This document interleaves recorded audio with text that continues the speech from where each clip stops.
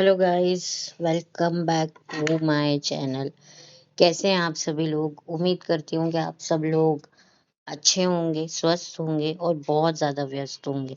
और व्यस्त होना आपके दिमाग के लिए बहुत सही चीज़ है। कहते हैं ना, the busy bee has no time for sorrow. तो चलिए, थोड़ी सी ज्ञान की बातें हो गई और आज मेरा ये जो टाइटल है, जो मेरा थंबनेल है, उससे आप लोगों को समझ में आ गया होगा कि मेरा जो विषय है, जो मेरा टॉपिक है वो क्या है। वो टॉपिक है कि हेटर्स को दिया जवाब। ये जो आजकल कुछ बड़े व्लॉगर्स हेटर्स हेटर्स कर रहे हैं, एक्चुअली में क्या वाकई हेटर सब्सक्राइबर हैं? मेरे हिसाब से तो नहीं।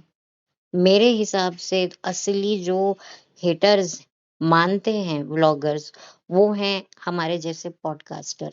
चलो, मैं तो अभी अभी आई हूँ, मुझे तो आए हुए शायद बहुत ही कम वक्त हुआ है, कुछ एक ही हफ्ता हुआ है। अगर आप लोग मेरा चैनल देख रहे हैं तो आपको पता ही होगा कि मैं कब आई हूँ यूट्यूब पे। लेकिन आप लोगों ने देखा होगा, बहुत सारे कुछ 1 डेढ़ साल से बहुत सारे पॉडकास्टर हैं जो रिव्यूज़ करते हैं इन बड़े-बड़े व्लॉगर्स का।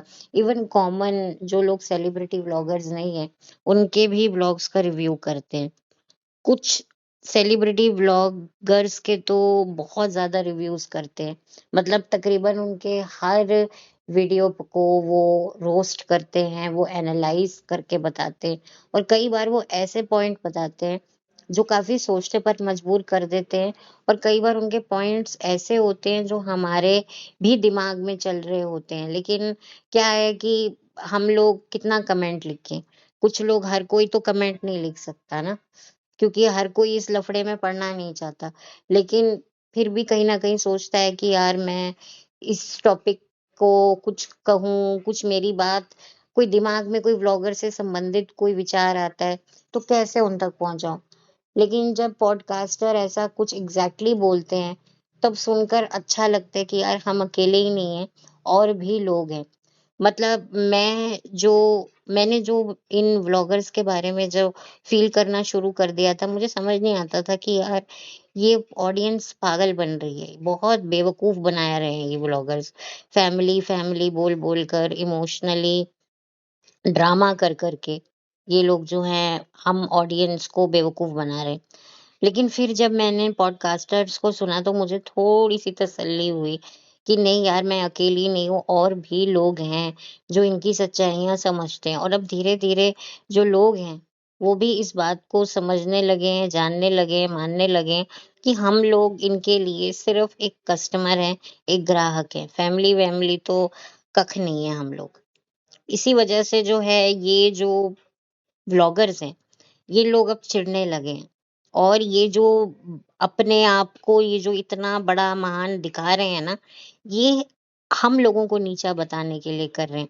क्योंकि जो ऑडियंस है ना, वो जानती है कि भई वो ऑडियंस को हमारे जैसे पॉडकास्टर ही जो हैं, वो उनका दिमाग का रेगुलेटर घुमा रहे हैं।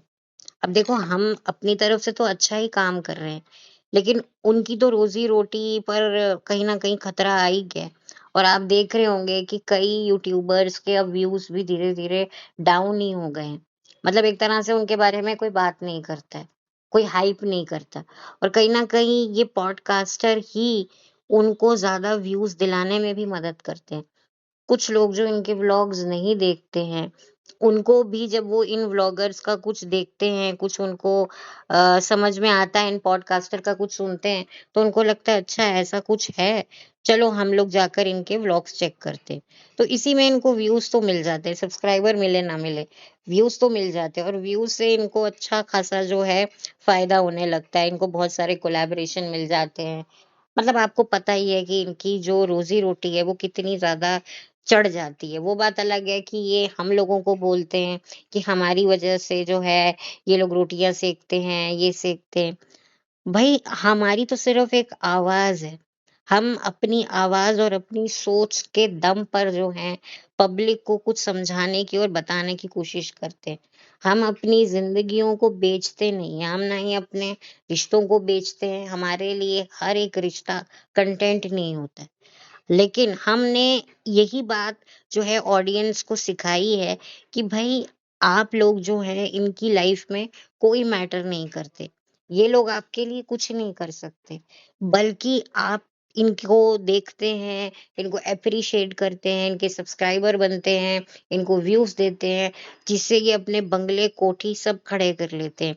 इतने सारे इनको कोई साल में 2-2 बार कश्मीर जा रहा है, कोई शॉपिंग कर रहा है, कोई मॉल से कॉफ़ियाँ पी रहा है, शॉपिंग उठा चप्पल पाई ऑफ शॉपिंग करने नस गए, चप्पल चटकाते हुए जी शॉपिंग मॉल पहुँच गए, महँगे से महँगे ब्रांडेड जूते, कपड़े, पर्स, एक्सेसरीज़ ये लोग खरीद लेते हैं। लेकिन हमारे जैसे जो बेचारे मासूम लोग हैं, उनको क्या मिलता है? वो तो इनकी चीज़ें देखकर ही खुश हो जाते हैं। वो तो कभी उनको सपने में भी नहीं सोच सकते कि वो मॉल में जाकर एक कंघी तक खरीद पाएँगे। इतना ज़्यादा उनके पास वो सिचुएशन होती ही नहीं है। कोई-कोई बेचारे तो बेड रिडन होते हैं, जो बेड पे देखकर ये व्लॉग्स ही देख रहे होते हैं और सोचते हैं यार हम ठीक होते तो हम भी जाते। तो आप लोग जो है इन लोगों को इतना कुछ दे देते हैं और बदले में 2 मिनट नहीं लगाते आपको नाम देने में हेटर्स।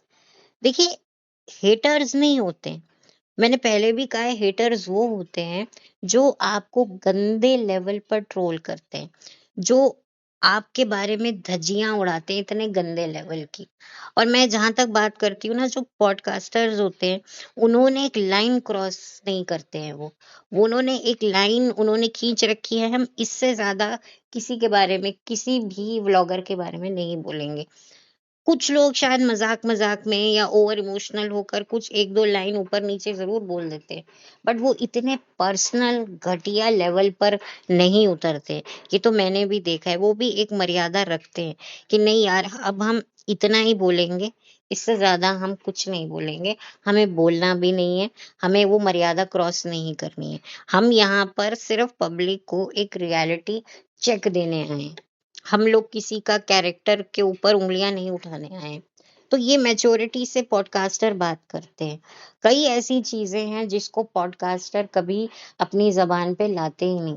चाहे वो किसी बच्चे की प्राइवेसी हो, चाहे वो किसी लड़की का कैरेक्टर हो, वो इतने बुरे लेवल पर कोई ट्रोल नहीं करता है। शायद 1-2 हो सकते हैं, वो शायद कुछ ज़्यादा ही इन व्लॉगर से इमोशनली हर्ट होते हैं, इसी वजह से। खैर, मेरा ये एक छोटी-सी कोशिश थी आप लोगों को समझाने की कि असली मुद्दा इन व्लॉगर्स का हम लोगों से, क्योंकि अब हम जो है इनकी वो बातों को समझ गए हैं। तो कहते हैं ना कि एक कहावत है कि एक को देखकर दूसरा भी सीखता है। कहते हैं ना, प्रगट दिए से दूसरा दिया प्रगट होता है। यानी कि अगर कोई इंसान समझदार है, तो उसका मकसद होगा कि वो दूसरे इंसान को भी समझदार बनाए।